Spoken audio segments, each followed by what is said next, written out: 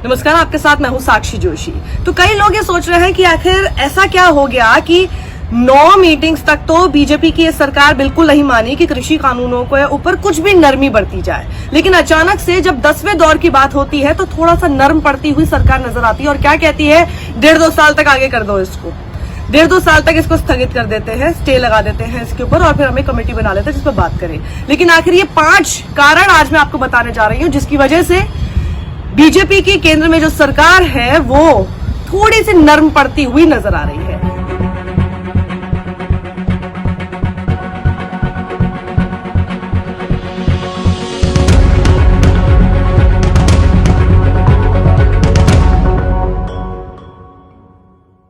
तो सबसे पहला और बड़ा कारण है सुप्रीम कोर्ट का वो फैसला। जब मैंने भी आपको खबर दिखाई थी कि सुप्रीम कोर्ट की सरकार को फटकार, उसके बाद मैंने एक और खबर की थी जब मैंने कमेटी को लेकर भी सवाल उठाए थे। लेकिन जब सुप्रीम कोर्ट ने केंद्र सरकार को आड़े हाथ लिया, फटकार भी लगाई, जिस तरह की बातें सुप्रीम कोर्ट ने कही, कई तरह की बातें ऐसी सामने आ रही हैं। कुछ रिपोर्ट्स ये कहती हैं कि बीजेपी के अंदर भी, सरकार के अंदर भी कई लोग इस फैसले से नाखुश थे। जिस तरह से सुप्रीम कोर्ट ने कहा कि आपको स्टे लगा देना चाहिए इन कानून के ऊपर, ऐसे कानून का क्या फायदा जिसको लेकर इतना लंबा आंदोलन हो रहा है, उसके बाद थोड़ा सा झटका लगा सरकार। लेकिन हाँ, वो ये भी मानते हैं कि वो जो कमेटी के गठन वाली बात कही गई वो एक तरह से सरकार को ही फेस सेविंग और एक बीच का रास्ता कि उनको मिल सके इस पूरी सिचुएशन से बाहर निकलने का, उसके लिए दी गई है। तो सुप्रीम कोर्ट का फैसला सबसे बड़ा कारण है। दूसरा कारण है आरएसएस थोड़ा नाराज इस बात से चल रहा है। संघ का ओपनली ये बात कहना कि ऐसे मुद्दों पर सेंसिटिव होना चाहिए। भैया जी जोशी का आपने बयान सुना होगा, जो कि आप सरकार्यवाह बोल सकते हैं आरएसएस के। वो ये बात कह चुके हैं कि कोई भी आंदोलन इतना लंबा नहीं चलना चाहिए और अगर इस तरह की बात होती है तो कोई एक बीच का रास्ता जरूर निकालने की तरफ ध्यान देना चाहिए सरकार को भी। तो आपस में बात करके कोई एक बीच का रास्ता निकाला जाए, क्योंकि ये हमारे हक में नहीं है अगर इतना लंबा जन आंदोलन चलता है, और ये जन आंदोलन ही है। बहुत कोशिश कर ली इसको न जाने क्या क्या कहने की, लेकिन है ये जन आंदोलन। उसके बाद तीसरा बड़ा कारण ये बताया जा रहा है कि जो पार्टी के अंदर और जो सरकार के अंदर, क्योंकि आरएसएस एफिलिएट बहुत ज्यादा लोग हैं जो कि बीजेपी के साथ हैं, तो जो संघ के साथ इतने लंबे समय से जुड़े हुए हैं और एक तरह से वो भी अभी तक ये बात रखते आ रहे हैं कि शायद ये जो किसान आंदोलन है ये हमारे हक में नहीं है, हमें कुछ करना चाहिए, हमें फैसला वापस लेना चाहिए, कुछ तो करना चाहिए।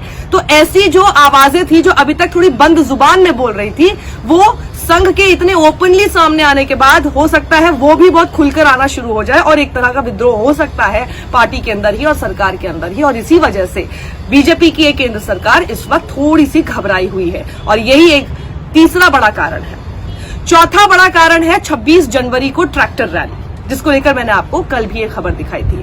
ट्रैक्टर रैली को लेकर सरकार डरती हुई, घबराती हुई नजर आ रही है। उसका वजह ये है, और इसीलिए आपने देखा होगा कि पुलिस ने आखिर क्यों इजाजत देने से मना कर दिया किसानों को, क्योंकि किसान कह रहे हैं कि हम आउटर रिंग रोड पर ही उसको चलाएंगे, ट्रैक्टर्स को इस्तेमाल करेंगे। हम लोगों से ये गुजारिश कर लेंगे, एक दिन की अनुमति मांग लेंगे कि एक दिन हमको दे दीजिए, बस हम आउटर रिंग रोड पर इसको चलाना चाहते हैं। दिल्ली पुलिस ने उसी के लिए मना कर दिया, वो बीच राजधानी में चलाना चाहते हैं ट्रैक्टर को।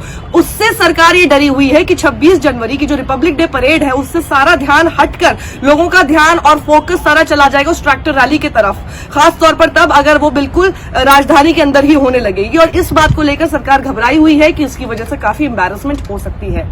पांचवी बड़ी वजह यह है 29 जनवरी को बजट सेशन शुरू होने वाला है और बजट सेशन में सरकार नहीं चाहती कि अपोजिशन की जितनी पार्टीज हैं उनको एक मुद्दा मिल जाए और बहुत एक साथ एकजुटता के साथ मिल जाए। देखिए, नंबर्स भले ही सरकार के साथ होते हैं, लेकिन जब रीजनल पार्टीज भी ऐसी हैं जो लगातार किसानों के समर्थन में अपनी बात कह रही हैं, तो ऐसी छोटी छोटी रीजनल पार्टीज भी अगर एक हो जाएंगी पूरी अपोजिशन की वॉइस बनकर सदन के अंदर, तो ये केंद्र सरकार के लिए सही नहीं होगा। इसलिए ये आपको अचानक से 9 दौर की बातचीत तक जो बिल्कुल टस से मस नहीं हो रही थी, उनको लग रहा था किसान है बैठे हुए कितने दिनों और ठंड में बैठेंगे, अपने आप चले जाएंगे, लेकिन जब लगा कि ये नहीं हो पा रहा है और अब बहुत क्रूशियल टाइम सामने आना शुरू हो गया है, तो सरकार थोड़ी सी हिलती हुई नजर आ रही है। और एक और बात है जो मैं 5वीं वजहों में से तो सामने नहीं लाना चाहूंगी, लेकिन मेरा आकलन ये है, हो सकता है कि 1.5 से 2 साल आगे करने का एक और कारण ये है उत्तर प्रदेश के चुनाव, कि वो चुनाव भी निपट जाए, उसके बाद इस तरह की चीज कोई अगर हो जो भी बातचीत करो, और इस बीच में किस तरह से उसको सेटल किया जाएगा